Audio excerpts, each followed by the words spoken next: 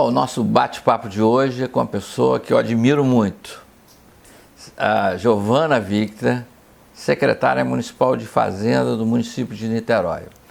No decorrer do nosso bate-papo, vocês vão entender porque eu chamei ela.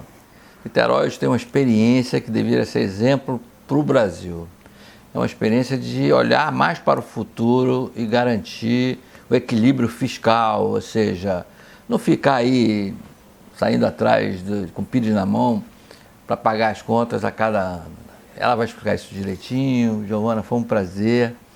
Eu tive no workshop que ela organizou lá em Niterói para me explicar um pouco esse fundo que Niterói criou, como é que vai ser, como é que funciona. Importante a transparência, né, Giovana? Eu achei um negócio tão interessante, eu disse, vou ter que levar ela lá para o meu canal para explicar isso no nosso bate-papo. Fora também, Giovana, você aproveitar, a gente falar um pouquinho de como é que Niterói hoje enxerga o seu próprio futuro, né? Nós estamos falando, como a gente fala aqui para o Brasil, né? Cidade de Araribóia, gêmea do Rio de Janeiro, né? Cidade mais do que irmãs, estão ligados umbilicalmente por uma ponte. Uhum. Não sei quantas pessoas de Niterói trabalham no Rio, é uma coisa que vem desde o tempo de Estácio de Sá. Mas, de repente, Niterói começa a olhar para o seu próprio umbigo, pensar no seu próprio futuro. Então, um prazer muito grande estar aqui. Imagina, agradeço o convite, Vidor. E para a gente é uma oportunidade extraordinária poder contar nossa experiência. Pois é. E principalmente dizer que é uma experiência que pode ser reproduzida. O que nós fizemos em Niterói é uma receita que, de fato, foi sendo desenvolvida de fortalecimento institucional, de independência, de profissionalização da administração municipal, mas que nós fizemos isso, mas qualquer outro município do Brasil pode fazer também, criar os instrumentos, aplicar esses instrumentos, com algumas especificidades dos momentos que vivemos, que eu vou também te contar, mas não é nada que eu sempre falo, a gente não está mandando foguete para a Lua, a gente está fazendo o que é uma receita de gestão. Como a gente percebeu agora na semana passada com a divulgação do Índice de Gestão Fiscal da Firjan, a Firjan tem um ranking onde ela numera todos os municípios do Brasil de acordo com 4 critérios: a autonomia financeira, a despesa com o pessoal, a liquidez e investimento. E Niterói foi o único município do estado do Rio de Janeiro com gestão de excelência, ou seja, acima de 8, o primeiro município do estado e o único em gestão de excelência. E a gente atribui isso a uma série de ferramentas de gestão que nós fomos implementando desde o primeiro dia de governo e que agora, quando a gente... Antes dos royalties do petróleo começarem a encher o caixa. Inclusive, eu atribuo assim, que a dureza que a gente viveu até 2016 foi o que a gente se ajustou, se organizou para gastar com responsabilidade esses recursos que passaram a vir a partir de abril de 2017. Em janeiro de 2013, Niterói tinha dívidas consolidadas de quase 300 milhões de reais. A gente devia à companhia de lixo. Demoramos 3 anos para pagar a limpeza, na iminência de ter suspenso os serviços de coleta de lixo da cidade. Nós tínhamos salários, não tinha caixa suficiente para pagar o salário de dezembro, em janeiro de 2013. Então, era uma situação muito desagregadora e desestruturada, inclusive do ponto de vista informacional. Nós não tínhamos um sistema de execução financeira, um completo desconhecimento de como os recursos da prefeitura eram gastos, enfim. Então, a nossa primeira atividade foi nos organizar até do ponto de vista informacional. Então, chamamos ali, inclusive, uma desestruturação, viu, Vidor? Não sei se vocês se lembram, nós tivemos chuvas, hoje é um dia de chuva também como esse. Pena que a gente não está vendo o Cristo Redentor. Eu trouxe ela para o Rio, né? Porque ela está acostumada a ver o Rio de longe. Aliás, uma vista maravilhosa, famosa vista. A mais bonita do Rio é de Niterói. Mas, enfim, nós tivemos tragédias de escorregamento de morros. Em 2010, a chamada tragédia do Bumba ficou conhecida. Mas, na verdade, não foi só esse morro, foram vários morros na cidade, com mais de 200 mortes. uma verdadeira tragédia. Depois disso, a cidade não se recuperou. Ela não se recuperou do ponto de vista social, do ponto de vista de administração. Então, quando nós assumimos em 2013, que você falou da visão do futuro, o primeiro desafio foi conseguir trazer Niterói de novo para um caminho que se encontrava completamente desestruturado. Então, com o apoio do setor privado, da cidade e do Movimento Brasil Competitivo, lá do Dr. Gerdau, em Brasília, a Secretaria de Planejamento com o prefeito, nós organizamos um planejamento de longo prazo, de 20 anos, para a cidade de Niterói. Não era um planejamento de governo, porque é de 20 anos, mas é com visão de futuro, áreas de resultado, indicadores, para como que, então, todas as políticas do município deveriam convergir nos próximos 20 anos, para que, então, a nossa visão de futuro, que é Niterói a melhor cidade para viver e ser feliz, pudesse ser alcançada em 2033. Então, a gente demorou um ano para fazer esse planejamento e, ao mesmo tempo, criar carteiras de projetos transformadores. Ou seja, quais são aqueles projetos na área de saúde, de segurança, de ordem pública, de meio ambiente, de desenvolvimento econômico, que pudessem mudar os indicadores da cidade para a gente chegar efetivamente às nossas metas de indicadores que vêm aí com marcos a cada 4 anos. Selecionamos uma carteira, implementamos um núcleo de gestão de projetos dentro do gabinete do prefeito, que é responsável por monitorar especificamente os gerentes de cada um desses projetos estruturadores. E com isso, na primeira gestão, terminamos uma carteira de 32 projetos e viramos agora também na segunda gestão uma carteira de 33 projetos estratégicos, cada um com gerente, com prazo, com monitoramento. E foi uma forma de se governar do ponto de vista de execução de políticas públicas que foi acompanhada, Vidor, desde o primeiro dia de governo, pela criação do que a gente chamou de Comissão de Programação Financeira e Gestão Fiscal. Eu atribuo a esse instrumento da CPFGF essencial para a tomada de decisão com relação à despesa pública, porque foi uma forma que nós encontramos de associar a despesa aos objetivos estratégicos do município. Porque é muito comum as coisas ficarem dissociadas, o planejamento da forma com que vai ser executado, porque o orçamento nosso no Brasil não é base zero, né? Ele já vem com um monte de despesas já seja obrigatórias necessariamente pela legislação, da educação, da saúde, ou seja porque você já vem com contratos de manutenção de iluminação pública, de poda, de lixo, de merenda, em que você não consegue fazer uma reorganização da noite para o dia, porque você tem um problema de continuidade da política pública. Então, o que nós fizemos nessa Comissão de Programação Financeira é toda semana reúne-se o prefeito, a secretária de Fazenda, Planejamento e Administração. E nós discutimos todas as despesas acima de R$100 mil do município. Isso foi uma forma de você primeiro conhecer para onde estavam indo os recursos. E ali nós também ajustamos a questão da legalidade, porque o processo que chega para ser avaliado por essa comissão já passou pelo controle interno, inclusive, que verificou a questão da economicidade, da legalidade, da forma que se foi cotado o preço. Então, toda a parte da legalidade ela já foi observada ex ante a despesa. E a parte da pertinência finalística, então, avaliada por essa comissão. E aí vem todas as despesas de todo o município, de obras, de conservação, de ordem pública, saúde, educação, convergem para essa comissão, para a gente dar a prioridade. Por que isso? Nós tínhamos recursos até 2016 muito restritos. 2015, 2016, o país encolheu de tamanho, mais de 10%.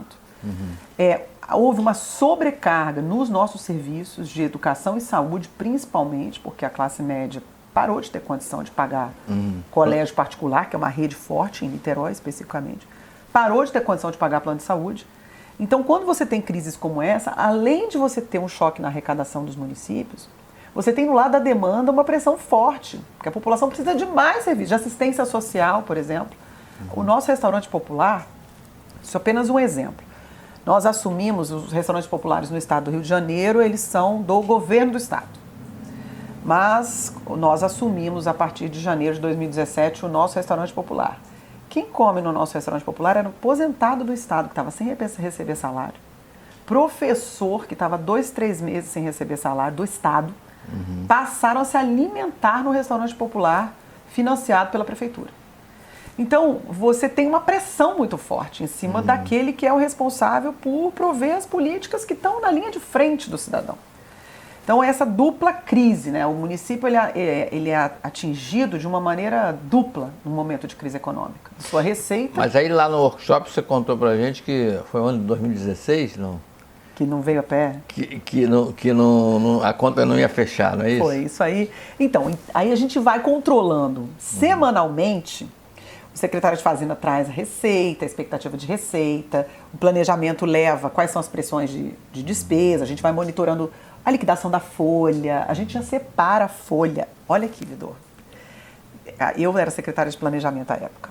A gente separa 13,3 folhas em janeiro do ano. Tiro, confisco do orçamento. Ó, isso aqui acabou, isso é para pagar a folha. Pô, você acredita que o pessoal ia falar para o prefeito que aquilo era uma bobagem? Que bobagem! O Estado não faz assim. Olha aqui, o Estado não faz assim. Um grande exemplo. O Estado só separa 6 meses. Aí eu falo, mas prefeito, por quê? Porque assim, isso aqui é uma expectativa, é uma despesa que não tem jeito vai dela ter pra que fazer, né? Então, por que vai deixar livre no orçamento? Tanto que o Estado parou de pagar em setembro de 2016, salários. Aí, bom, a gente bancou e a gente sempre separou toda a folha, inclusive dos aposentados, no início do ano, nesse trabalho da Comissão de Programação Financeira. E aí, nós vamos controlando a receita e a despesa bem certinho. Em 2016, que era o ano de fechar a conta de gestão, está terminando a gestão, nós tínhamos ali para fechar o ano, precisávamos ali de 70 milhões, mais ou menos, e a última participação especial dos royalties... 70 milhões num total de quanto, mais ou menos? Na época era 2.400. 2.400. Mas ali você já gastou quase tudo em folha, né? Para folha, mínimo de educação, mínimo... O que era discricionário até 16 era bem pequeno. A gente ainda tinha um pouco, porque a gente fez um endividamento alto, a gente fez um empréstimo da Caixa para fazer uma grande obra de infraestrutura de mobilidade.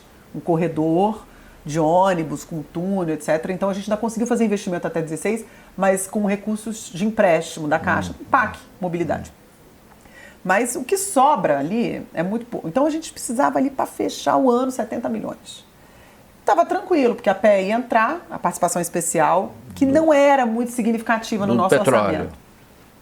A gente tinha do orçamento até 16, 12% eram recursos de royalties do petróleo. Porque o pré-sal ainda não estava... Foi a partir de abril de 2017, que é o nosso principal campo, que é o campo de Lula, que tem uma participação especial muito impactante, que ele é bem de frente para Niterói.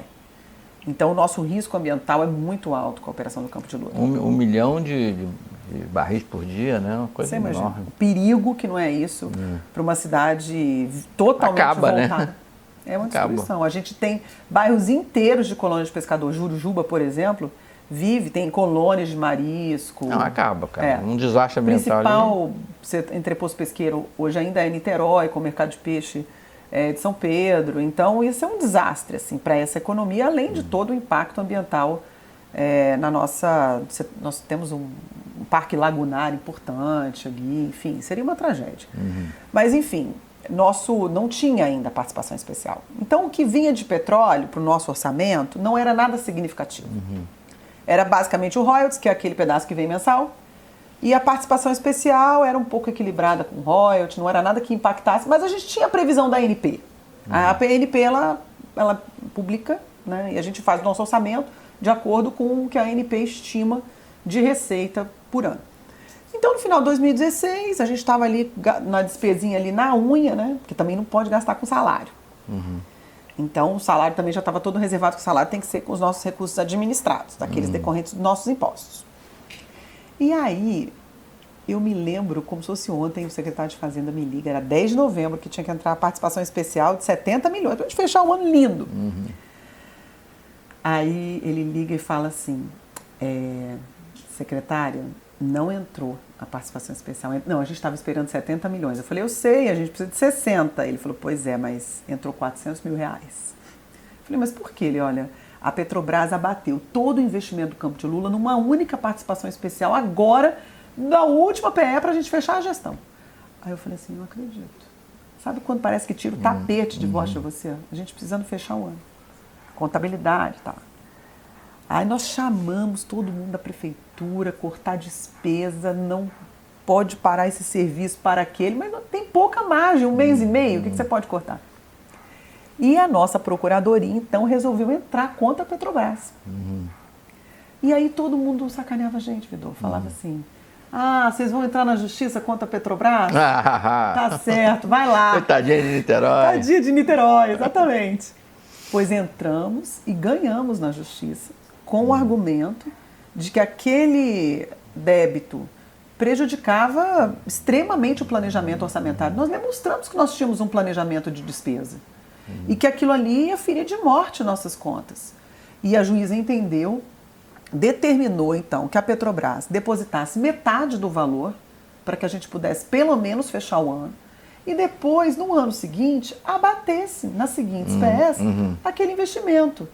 Mas é uma relação, porque há uma imagem assim, que eu avalio, sabe, Vidor, das reuniões que eu já tive na MP, de uma maneira assim, muito... Eu, como sou gestora pública federal, me sinto muito à vontade em dialogar com os demais, né, colegas. E eu percebo que há uma relação de desconfiança em relação à forma como o município trata os recursos dos royalties do petróleo, ou da participação especial, porque pelo histórico mesmo, né, que a gente viu no estado do Rio de Janeiro, em demais municípios. Então é quase como se fosse uma loteria. E na verdade esses recursos servem para que a gente consiga estar protegido para um momento que possa vir uma crise ambiental, como a gente está vendo no Nordeste, por exemplo, com esse derramamento de petróleo. Então, como que nós estamos fazendo? Nós tomamos esse susto em 16. Então conseguimos fechar as contas foram aprovadas pelo Tribunal de Contas, tudo certo. Em abril de 2017, o campo de Lula entra em produção. E aí, uma participação especial que significava no orçamento do município 12%, ano que vem vai chegar a 35%. Nós saímos de um orçamento, então, de 2.400 para o ano que vem um orçamento de 3.700, onde 1.400 são recursos de royalties do petróleo, entre participação especial e royalties. E aí há que se ter muita responsabilidade.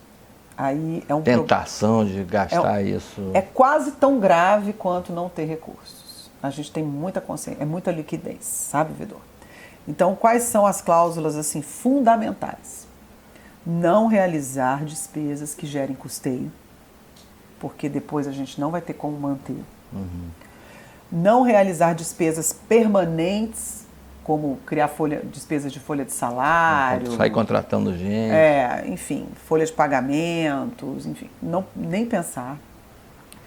E, principalmente, gastar esse dinheiro aquecendo a economia, de forma que, quando eles se tornarem escassos, porque eles vão se tornar, eles vão diminuir em 4 anos, a gente realmente consiga manter a economia suficientemente aquecida para manter o padrão de serviços da cidade. Aí vem a ideia de criar um fundo. Então, a Noruega tem um fundo, a Alasca tem um fundo, a China tem um fundo, a Grã-Bretanha tem um fundo. Muita gente que produz petróleo, a Arábia Saudita tem um fundo, os Emirados, enfim. E aí, olha a dificuldade. Como que eu vou criar um fundo com tantas demandas da sociedade? Com tanta comunidade precisando ser urbanizada, com quantas obras de infraestrutura precisando ser feitas, como que você comunica... Melhorar a qualidade da educação, da melhorar segurança. a qualidade da educação, ampliar o investimento em segurança, que nós já ampliamos muito, mas assim, quando a gente resolve guardar dinheiro numa poupança, a gente tem que ter um lastro de legitimidade com relação aos serviços públicos que a gente está prestando. Porque se a gente está com um nível de serviço público ruim, a sociedade não aceita. Mas isso não aconteceu com a gente. Quando a gente falou de criar essa poupança, isso repercutiu de uma maneira, de um orgulho dentro da cidade, que eu me lembro, Vidor, de um livro que o Marcos André Mello escreveu junto com o Carlos Pereira. Eles publicaram, que são as instituições brasileiras, enfim. E lá eles argumentam que a sustentabilidade fiscal hoje virou um valor para o brasileiro, depois da lei de responsabilidade fiscal. Eles fazem todo um estudo e argumentam que a responsabilidade fiscal virou um valor para o brasileiro. Isso antes ainda da época da pedalada da Dilma, que ela foi cassada por causa de pedaladas fiscais. Eles fizeram todo o estudo antes, lançaram um livro mais ou menos simultâneo. Eu vou te passar o nome depois. E o que aconteceu em Niterói com a gente foi uma experiência verdadeira sobre isso. A população se convenceu de que precisava sim guardar recursos para o futuro. Então, o que a gente decidiu fazer? A cada depósito da participação especial, que acontece 4 vezes no ano, a gente vai guardar 10% disso. Nós fizemos primeiro um aporte grande de 100 milhões no fundo, todo com dinheiro de royalty que estava na conta. E depois, a cada 4 meses, estamos reservando 10% dos recursos da participação especial. Isso foi uma emenda à lei orgânica do município que o prefeito encaminhou à Câmara de Vereadores. A Câmara de Vereadores se convenceu, o que também não é uma coisa trivial da gente ver no Brasil, os vereadores entenderem que eles estão tirando um pedaço de recurso que podia estar sendo usado para tapar buraco, para limpar bueiro, para trocar a lâmpada, para garantir que quando os recursos se tornassem mais escassos, esses serviços não sejam tolhidos de uma forma muito abrupta. Então a Câmara se convenceu, então hoje a Constituição do município foi emendada para a criação desse fundo. Ele não é um fundo assim que vai ser utilizado os dividendos dele para investimento, como é o da Noruega, ou um que vai repartir... Não vai ficar comprando coisas por aí. Ou investindo e tal. Não é como do Alasca, que eles dividem ali, né? Manda cheque para os moradores do Alasca, uma vez por ano, com os rendimentos do fundo, não. Ele é uma poupança, que só pode ser utilizada no caso de uma frustração de receita não prevista pela lei orçamentária ou pela previsão da ANP. Exatamente o que aconteceu com a gente em novembro de 2016. Se a gente tivesse um fundo em 2016, eu teria um lugar para sacar esses 60 milhões que eu precisava no final do ano. E aí, qual é a ideia? Você só poder sacar metade da sua frustração, que é para você já ir meio que orientando os gestores a fazer uma economia. Quer dizer, você já tem que se ajustar, porque é sinal que a sua previsão de receita não estava tão acurada. E só pode sacar 20% do que está depositado no fundo, que é para que ele dure 5 anos. 5 anos. Se o Estado do Rio de Janeiro tivesse um mínimo de uma poupança que durasse, não precisava de 5, durasse 2, ele não tinha estado na situação que entrou, de completa insolvência. Então, o que a gente está fazendo é, agora no final do ano, nós vamos fechar com o fundo já com 240 milhões de reais. O nosso orçamento hoje é de 3.600. Ano que vem, ele vai ter 355 milhões de reais no final de 2020. Ou seja, praticamente 10% do orçamento. Em 2040, ele deve ter um orçamento inteiro. 3 bi. Nossa, tomara que você consiga, vocês consigam. E aí, você... Respira, né? E os outros 90%, né, Vidor? Aí que é o desafio. Bom, eu criei... e tem a parte que eu mais gosto. Nós temos toda uma governança de um colegiado de secretários que trata da aplicação do fundo. Eles estão...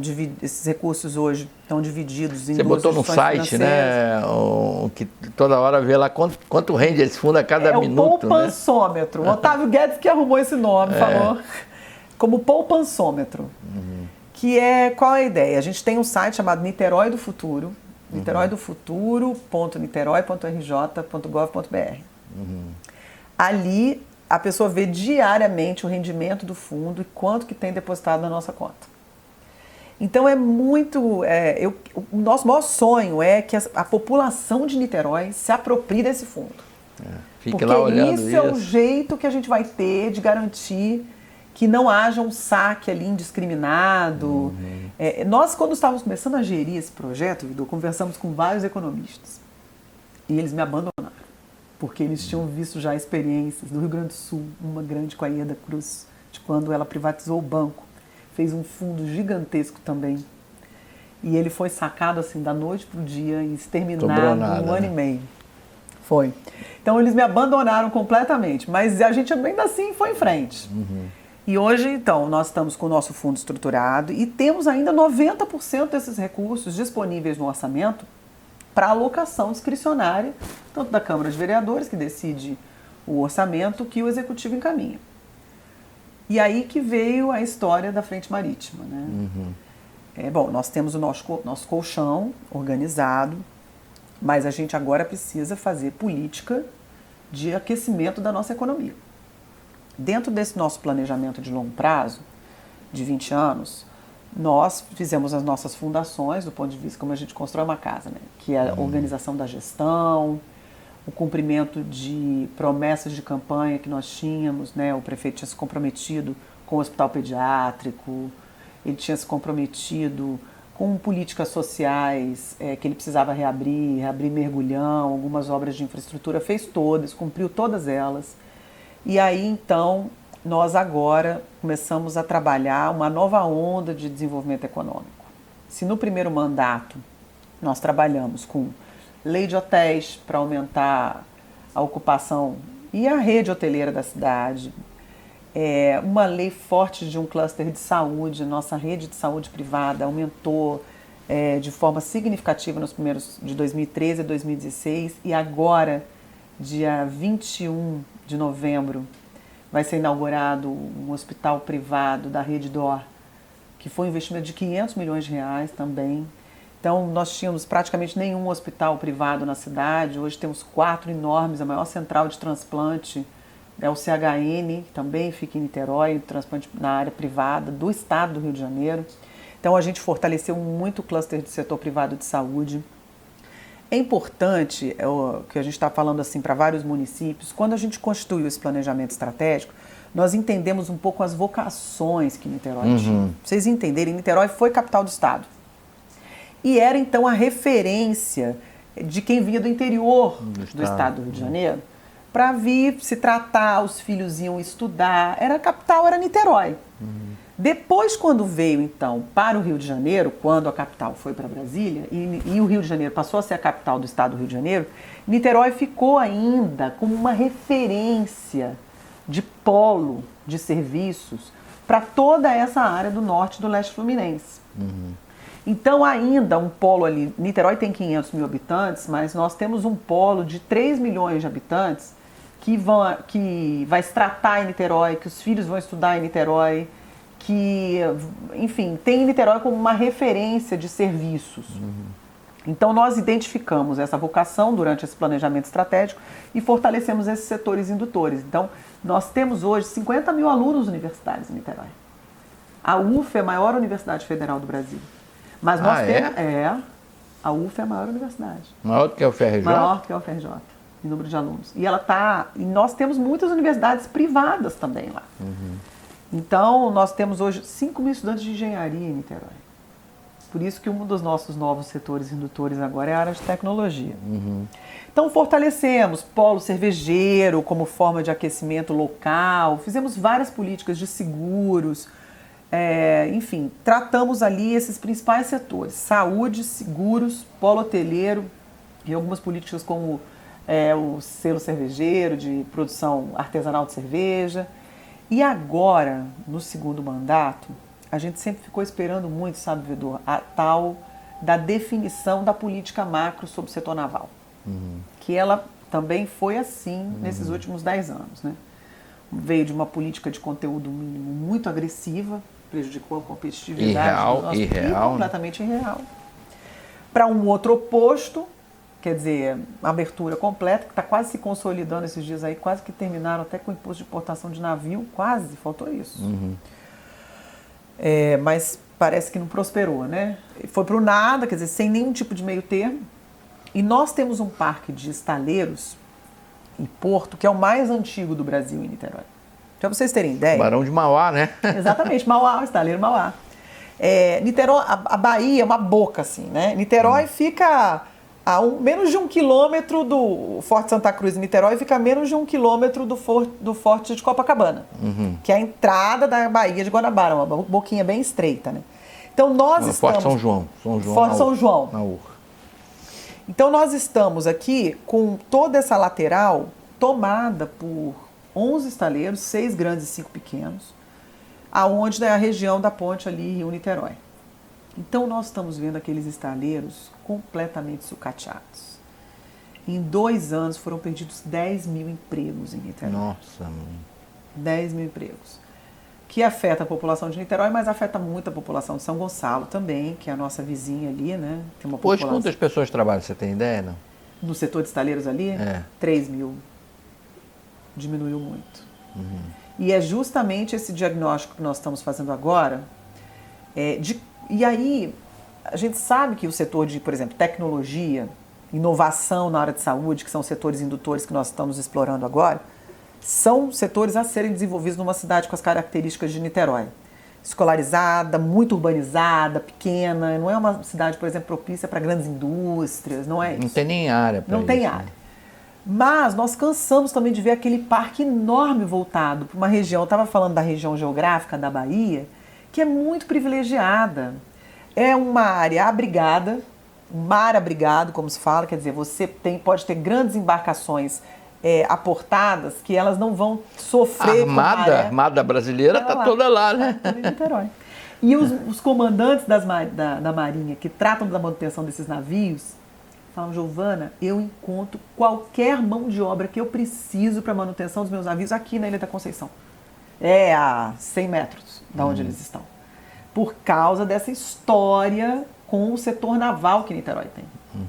Então, nós olhando aquilo, nós decidimos, e aí o prefeito tem muito essa visão, né? Não tem cidadão estadual, municipal e federal.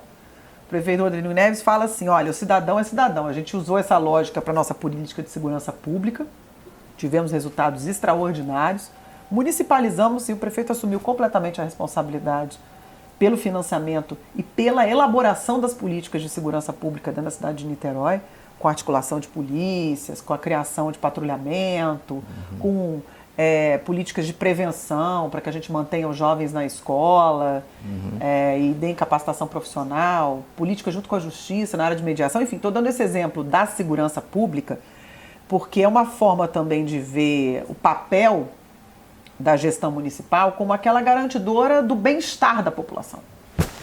E aí, pegando essa mesma lógica, olhamos o mar e olhamos assim: bom, agora chega, a gente não pode mais ficar esperando uma política de conteúdo nacional para revitalizar esse parque que a gente tem aqui. E aí, voltamos todos os nossos olhos para essa área de economia do mar, estudando a nossa frente marítima. Contratamos uma consultoria, eles estão terminando o diagnóstico com todo esse histórico, já está pronto, com todo esse histórico do nosso setor naval, a potencialidade de setores indutores, porque aí você tem o que a gente conseguiu perceber desse desenho de política pública que está saindo desse plano. A gente está chamando Plano de Fortalecimento da Frente Marítima, que envolve toda a história da economia do mar, que inclui óleo e gás, estaleiros, mas não construção de grandes embarcações, mas mais reparos, construção de pequenas embarcações, náutica. Temos uma área de pesca a ser desenvolvida, temos uma área de desenvolvimento de tubos, que a gente chama de subsea, né? Que é o grosso da extração do petróleo, além daquela plataforma enorme, é o que vem para baixo. E ali a gente tem um potencial grande de desenvolvimento desses tubos flexíveis, de subsea, de serviços para plataformas, porque nós estamos a um dia e meio mais próximos do que qualquer outro porto das plataformas do pré-sal. Isso parece que não é muito, mas no mar os equipamentos são muito caros. Então, às vezes, alugam-se sondas e um dia e meio de sonda são milhões de dólares. Então, se você tem que fazer um reparo, você perder 3 dias, porque é um dia e meio para voltar, é muito caro. E a gente está desenvolvendo todo um setor de manutenção e de serviços. Quem concorre com vocês? O Rio, por exemplo, Porto do Rio? O Rio, sim, mas ele não tem tanta... Ele já tem outras vocações de importação e exportação. Não, então, o que era o bom, né? Vamos falar aqui. Era ter um plano da Frente Marítima do Estado do Rio de Janeiro. Onde eu incorporasse... De um lado de outro, né? Porque tem outros portos, né? Tem Açu, tem 7 portos importantes. Tem Angra. Aí a gente criava ali as vantagens comparativas de cada um desses portos. São Gonçalo, ali no Gradim. Portos e equipamentos, né? Juntando também estaleiros, etc. Aí você usa... Olha, esse canto é para isso. Esse canto é para manutenção de grandes plataformas. Aqui é para descomissionamento, por exemplo, que é uma área enorme, que é você desativar plataformas. É desmontar ela? Desmontar. Isso é um setor, é serviço intensivo. Poderia usar ali o Gradinho em São Gonçalo, porque tem retroárea grande, entendeu? Então você tem ali, teria como construir um grande plano, como a gente está fazendo para Niterói, para o estado do Rio, para que o tomador de decisão do setor privado já soubesse exatamente aonde ir para os Vocês diferentes estão serviços. chamando os estaleiros para conversar? Então, eu vou até agora, né, na quarta-feira, nós vamos ter uma reunião grande. Nós já fizemos durante as entrevistas todas essas consultas. O diagnóstico do plano do setor naval foi feito a partir de consultas de estaleiros, de armadores, de trabalhadores, de acadêmicos, de pessoas de pessoas ligadas à Marinha, Capitania dos Portos, docas, para conversar sobre essas potencialidades do setor marítimo de Niterói. Estamos tirando desse planejamento 6 projetos de curto prazo, de mudança ali já realmente da cara da nossa frente marítima, e que estão relacionados à capacitação profissional, que é uma modernização da mão de obra, né? Temos a dragagem do Canal de São Lourenço, que é uma grande obra de infraestrutura que o município vai fazer para garantir o acesso. O município é que vai bancar. Vai bancar. Para garantir o acesso de grandes embarcações. É uma obra muito complexa. Nós vamos fazer uma parceria com a Marinha, inclusive vamos assinar agora na quarta-feira, nós temos um evento aqui já na Firjan, com esse cluster com a Ingepron, mas vamos assinar no dia 21 de novembro, na Escola Superior de Guerra, um termo de cooperação com essa empresa de projetos da Marinha, porque é um tipo de empreendimento que uma prefeitura não tem a menor condição de fazer, mas que tem gente que sabe fazer muito bem, com a Marinha faz muito bem, ela estrutura esses projetos do mar para a gente. Então são 6 projetos que vão virar essa nossa frente naval. A gente tem uma expectativa de geração de emprego, nós vamos estimar isso. Eu não quero fazer, viu, Vidor, uma panaceia de geração de emprego. Sempre é a primeira pergunta. Você vai gerar quantos mil empregos? Todo mundo quer saber. Eu falei, olha, da minha boca vocês não vão ouvir isso. A gente até está fazendo conta, naturalmente, até para garantir uma comprovação da viabilidade econômica, porque essa dragagem deve custar, pelas nossas estimativas, mais ou menos 100 milhões de reais. Então, lógico que para você viabilizar um projeto desse no setor público, você tem que ter comprovação de viabilidade econômica e a geração de empregos e de ISS, o Imposto sobre Serviço. É uma forma que a gente tem de comprovar, inclusive para a sociedade, para os órgãos de controle, que é um projeto que para de pé do ponto de vista de sua viabilidade econômica, mas a gente não quer criar uma expectativa, como foi, por exemplo, nós estamos muito traumatizados, o que aconteceu no Comperj. Centenas, milhares de pessoas, aquela coisa. Entendeu? Não é isso. A gente quer revitalizar, nós vamos criar, modernizar. Quarta-feira nós vamos ter um almoço com os 20 maiores empreendedores do setor naval de Niterói, chamando na responsabilidade. O Richman tem essa coisa do desenvolvimento econômico, de você ter uma onda, né? De você ter um movimento de desenvolvimento. E a gente percebeu isso muito na cidade desde 2013, com o nosso planejamento estratégico, a escuta da população, o engajamento do setor privado. Isso gera um outro ritmo, gera uma onda de confiança. Então é esse momento que a gente está virando agora em Niterói também, virando uma onda de confiança. Tem uma expressão nova hoje nessa moda da gestão pública, que é o nudge, né? Nudge, esse empurrãozinho, que na verdade nada mais é do que você pegar e dar um incentivo ali para uma mudança de comportamento dos atores para que eles tenham uma aderência à sua política, né? Então o que a gente está querendo fazer agora é isso, é dar esse empurrão no setor privado, porque nós vamos precisar contar muito com eles, porque eles precisam revitalizar os seus estaleiros, modernizar suas partes, se convencer de que não necessariamente vão construir navios, mas que podem ser excelentes plataformas de serviços para os campos do pré-sal. Então, está sendo muito interessante, assim, a expectativa está sendo alinhada nessas conversas e você percebe no mercado também, no setor privado dos investidores de óleo e gás, uma satisfação. O Porto de Niterói de quem é? Ele está concedido. Acabou de ser renovada a concessão há 2 anos, por mais 20 anos. E quem é que usa hoje o Porto?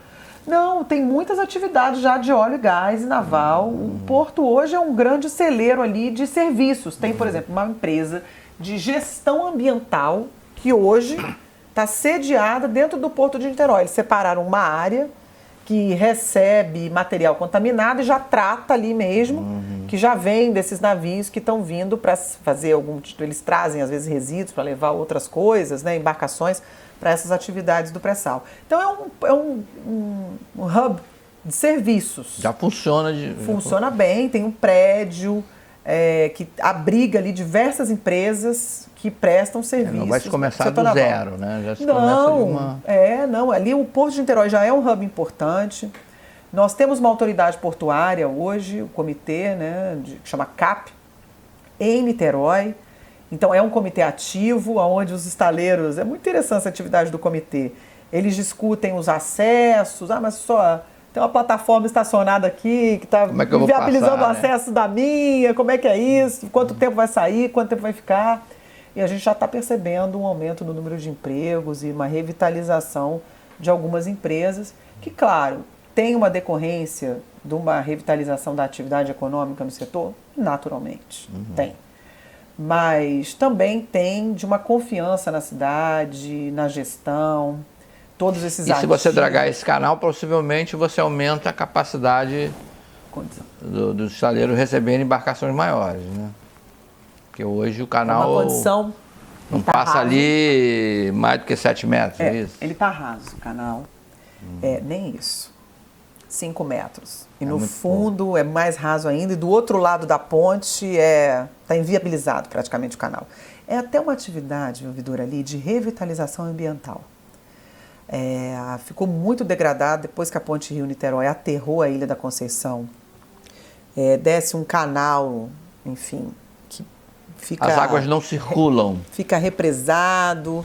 É até feio aquilo, junta metal pesado mesmo. Então, a gente vai fazer uma limpeza, enfim. E a dragagem é como... Eu faço sempre essa analogia. Você tem um fundo, um canal, né? Que aqui você, no fundo, tem o porto, aqui você tem diversos estaleiros. E o que você faz? É como se você tivesse um distrito industrial numa cidade, porque a gente estuda muito o desenvolvimento de distrito industrial. Tem casos famosos de Nova York, por exemplo. O que a gente tem é um distrito, como se fosse um distrito industrial, e os estaleiros e o porto fossem galpões. E o que a prefeitura está fazendo?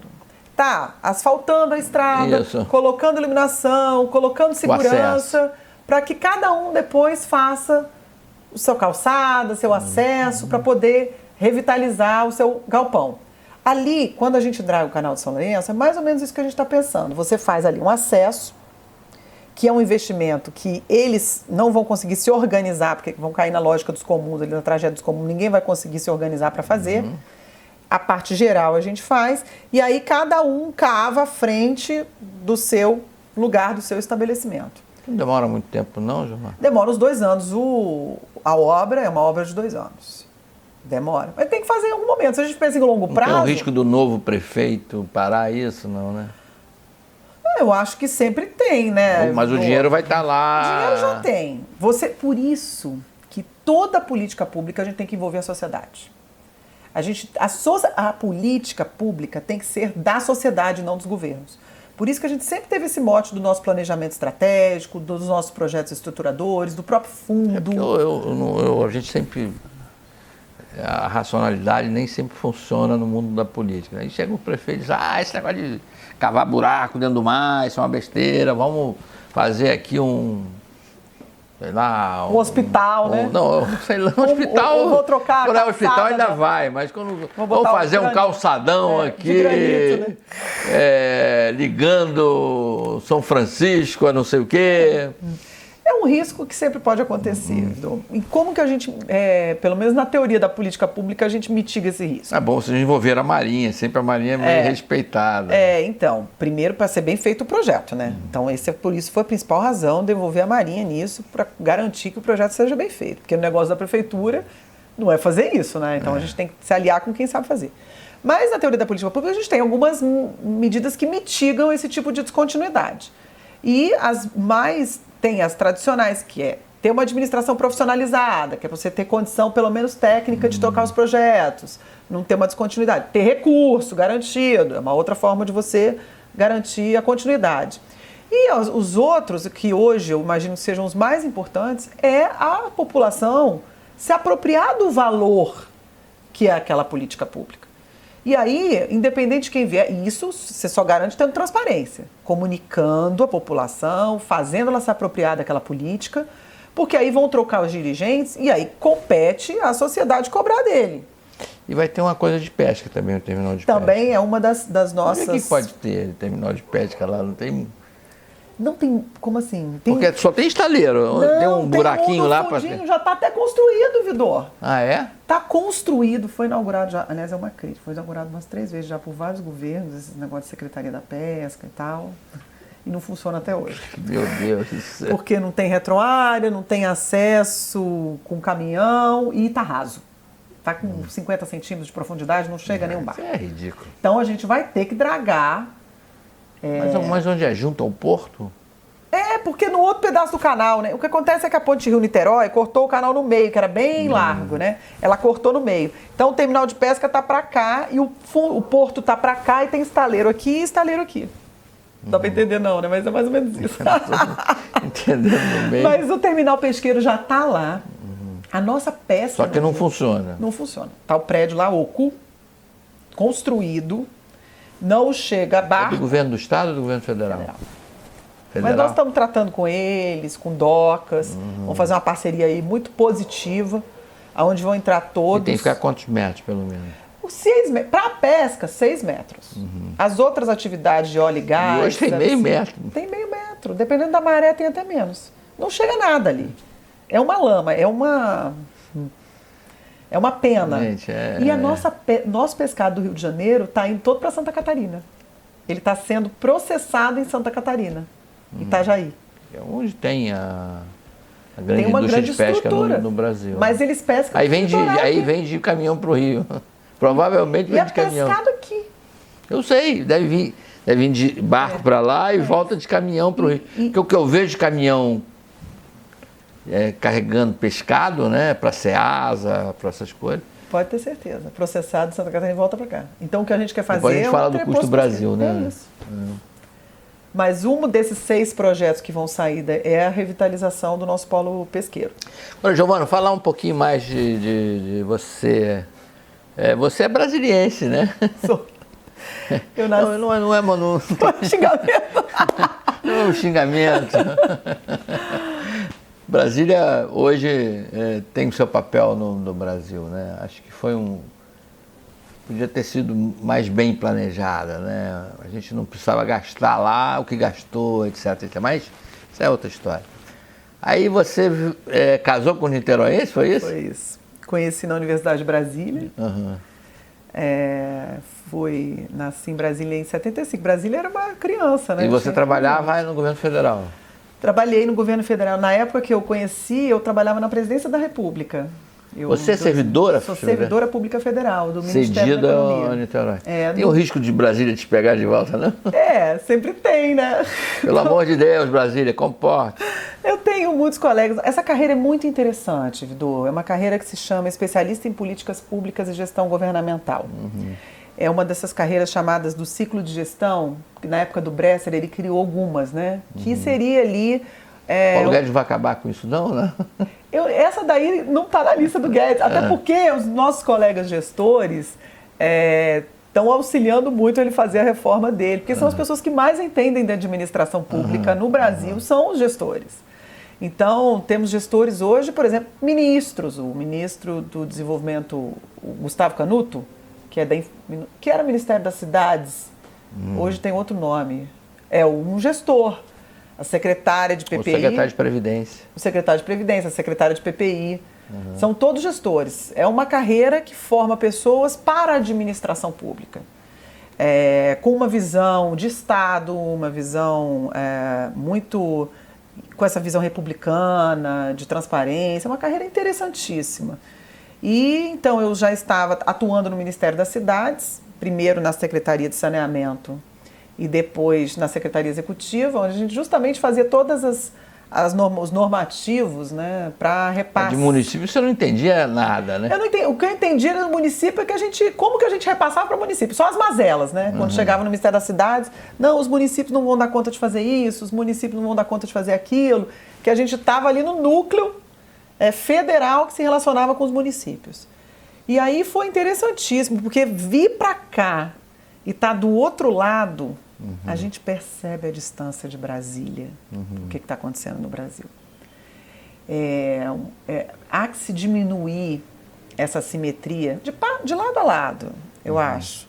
Tanto do município com o que o governo federal é capaz de fazer, que também acha que o município acha que o governo federal pode tudo e não pode. Lhe falta informação, lhe falta recursos, enfim. Giovana, se 1000 desses municípios deixarem de ser município, vai ser melhor, né? Eu acho que tem município que não se sustenta como município e não há necessidade. Se você não tem 10% da sua receita própria, como é que você vai manter uma estrutura administrativa para isso, né? E menos 5 mil pessoas. 5 mil, quantos condomínios às vezes que a gente conhece que moram mais de 5 mil pessoas? A sua rua tem mais de 5 mil pessoas.